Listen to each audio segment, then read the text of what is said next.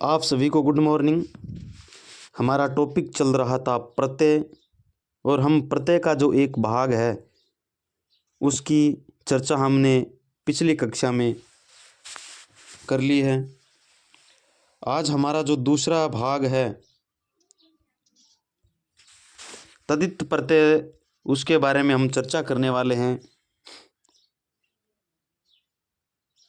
मैंने आपको जो पहले वाला कृदंत प्रत्यय उसमें बताया था कि कर्ता और वो मूल धातु या क्रिया के साथ जुड़ेगा, और इसमें संज्ञा, सर्वनाम, विशेषण के साथ जो प्रत्यय जुड़ता है वो तदित प्रत्यय होता है। तो हम इसकी विस्तार पूर्वक चर्चा करते हैं कि जब किसी संज्ञा, सर्वनाम, विशेषण के साथ प्रत्यय का प्रयोग किया जाए तो उससे बनने वाला यौगिक शब्द तदित प्रत्यय कहलाता है। जैसे बच्चा धनपन, बचपन, निज धनता, निजता, बूढ़ा धनापा, बुढ़ापा। अब हम तदित प्रत्यय के जो भेद होते हैं उसकी चर्चा करेंगे, कितने प्रकार के होते हैं, और तदित प्रत्यय के जो भेद उसको हम फिर विस्तार पूर्वक एक एक के बारे में पढ़ने वाले हैं। मैं आपको इस क्लास में आपको प्रत्यय में हमें एक शब्द बताऊंगा जिसके हिसाब से हमें किसी प्रत्यय शब्द में कौन सा प्रत्यय होगा इसके बारे में हम उस शब्द के द्वारा हम पहचान सकते हैं या पहचान जाएंगे। तो हम शुरू करते हैं। तदित प्रत्यय के 6 भेद होते हैं और कृदंत प्रत्यय के 5 भेद बताए थे। इसी तरीके से दूसरा भेद नंबर 1 कर्तावाचक तदित प्रत्यय, नंबर 2 भाववाचक तदित प्रत्यय, नंबर 3 संबंधवाचक तदित प्रत्यय, नंबर 4 ऊनता, हीनता या लघुतावाचक, नंबर 5 अपत्यवाचक संतान बोधक, नंबर 6 स्त्री वाचक तदित प्रत्यय। नंबर 1 कर्तवाचक तदित प्रत्यय, जब किसी संज्ञा के साथ प्रत्यय का प्रयोग किया जाए और कर्ता के अर्थ का, कहा ना मैंने, संज्ञा के साथ जुड़ेगा। हमें सिर्फ इतना याद रखना है कि संज्ञा के साथ हो और वह कर्ता के अर्थ का बोध कराए।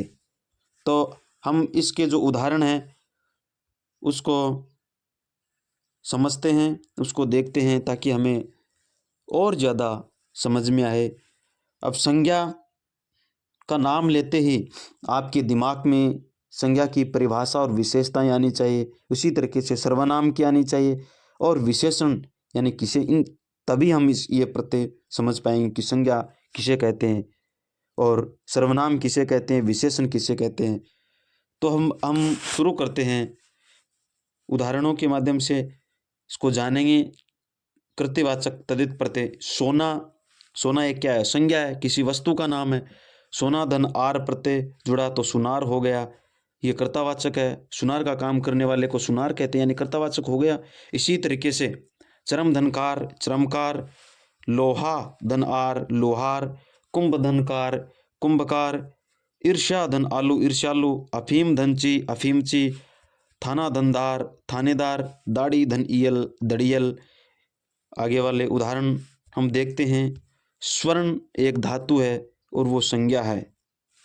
स्वर्ण धनकार, स्वर्णकार, कुंभ धनकार, कुंभकार, कह धन आर, कहार, दया धन आलू, दयालु, और तेल धन इल्ली, तेली, बावर धनची, बावर्ची, दुकान धनदार, दुकानदार। इस तरीके से जो 2 नंबर का जो भेद है वो है भाववाचक। इसमें संज्ञा सर्वनाम के साथ जुड़ कर के किसका अर्थ, सिर्फ भाव का बोध कराते। हमें सिर्फ इतना ही याद रखना है कि वो चीज़ संज्ञा और सर्वनाम के साथ जुड़ कर के और भाव का बोध कराना चाहिए। जैसे लड़का धनपन, लड़कपन, लड़का एक क्या है, ये सब के सब संज्ञा, सर्वनाम या विशेषण के है, इसके आगे लगा रखा है वो है प्रत्यय। तो हम देखते हैं लड़का धनपन, लड़कपन, ये भाव का बोध कराया। गरीब धन ई, गरीबी, निज धनता, निजता, मम धनत्व, ममत्व, बेईमान धन ई बेईमानी भाव है। सुंदर धन है सौंदर्य, ये क्या है, विशेषण है, विशेषता बता रहा है। दानव धनता दानवता, ये विशेषण है। अमीर धन ई अमीरी, इसी तरीके से आगे वाले उदाहरण हैं। अपना धनत्व अपनत्व भाववाचक, इसी तरीके से अपना धनपन अपनापन। मम धनता ममता, ईमानदार धन ई ईमानदारी। सुंदर धनता सुंदरता हो गया। मानव धनता मानवता। कड़वा धन आहट कड़वाहट हो गया। मैंने आपको संधि पढ़ी थी, उसमें मैंने बताया था कि जो इसके बीच में, जो इन शब्दों के बीच में हम जो प्लस लगा रखा है, इसको हम हिंदी में धन कहते हैं। तो हम इसका जो तीसरा भेद है वो पढ़ते हैं, संबंधवाचक, यानी संज्ञा के साथ जुड़कर के संबंध का बोध कराएंगे। उसको आपको सिर्फ इतना याद रखना है कि संज्ञा या सर्वनाम या विशेषण के साथ जुड़कर के किसी संबंध का बोध कराएंगे, वो संबंधवाचक है। जैसे चाचा धन एरा चचेरा, मामा धन एरा ममेरा, फुम गंगा धन आल गंगाल, मौसी धन एरा मौसेरा। शरीर धन इक शारीरिक हो गया। व्यवहार धन इक व्यवहारिक हो गया। ससुर धन आल ससुराल हो गया। संबंध है कि नहीं है, इसमें सब में किसी न किसी के साथ जुड़ा हुआ मिलेगा। बहन धन ओई बहनोई। लखनऊ धन ई लखनवी। मामा धन एरा ममेरा, फुम्फा धन एरा फुम्फेरा। समाज धन इक सामाजिक। देह धन इक देहिक। नानी धन या नन्ही धन आल ननिहाल हो गया। दादी या दादी है धन आल दादीहल दादीहाल। ननद धन ओई ननदोई।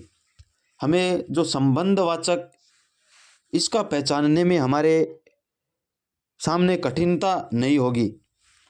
इसी तरीके से जो अगला जो भेद है, उन्नता हीनता लघुता वाचक तदित प्रत्यय, यानी इसमें छोटा रूप प्राप्त होगा। हमें सिर्फ इतना याद रखना है कि संज्ञा के साथ कोई भी प्रत्यय जुड़ेगा और उस वो छोटे अर्थ का बोध, लघुता का बोध कराएगा। जैसे डिब्बा धन ईया, डिबिया एक छोटा, डिब्बा बड़ा होता है, इसके आगे ईया लगा तो डिबिया हो गया।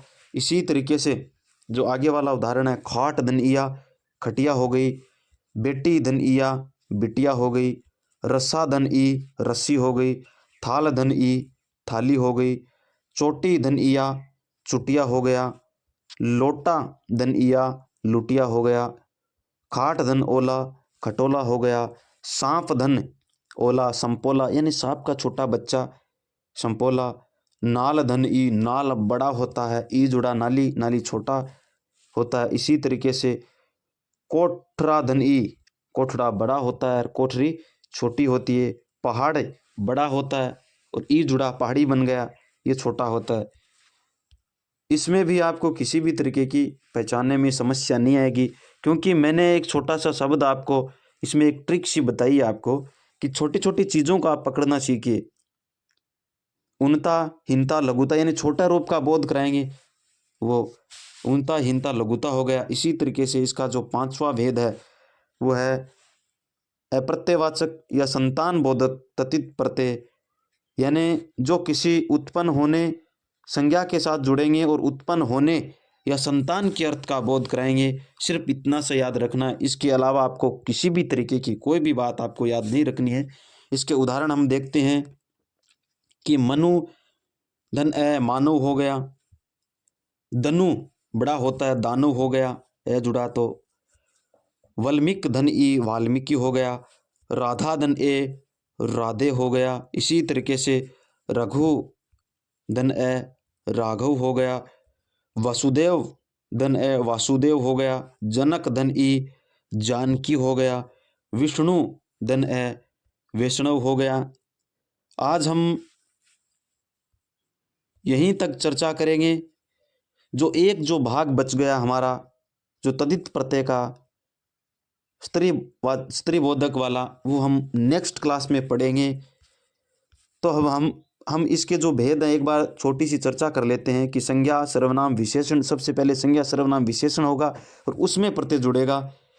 तो इसके जो हमने 6 भेद बताए, और कृदंत प्रत्यय के 5 थे, तद्धित के 6। कौन कौन से? कर्तावाचक, भाववाचक, तद्धित प्रत्यय, संबंधवाचक, ऊनता, हीनता, लघुता, अपत्यवाचक, स्त्रीबोधक। मैंने बताया आपको कि कर्तावाचक में संज्ञा के साथ होगा, संज्ञा के साथ होगा और वह कर्ता का बोध कराएगा। इसी तरीके से भाव में संज्ञा सर्वनाम और विशेषण के साथ जुड़कर के भाव का बोध कराएगा, और संबंध में संज्ञा के साथ जुड़कर के किसी के साथ संबंध का बोध कराएगा।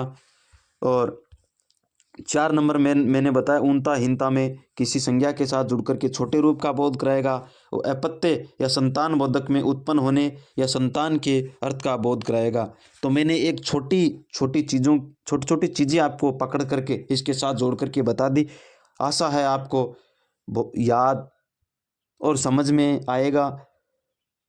इसी तरीके से हम अगली कक्षा में इसी छोटे छोटी चीज़ों के जोड़ करके पढ़ेंगे तो हमारे मस्तिष्क में जल्दी ग्रहण होगा। आगे की चर्चा अब हम अगली कक्षा में करेंगे। तब तक के लिए आप सभी को धन्यवाद।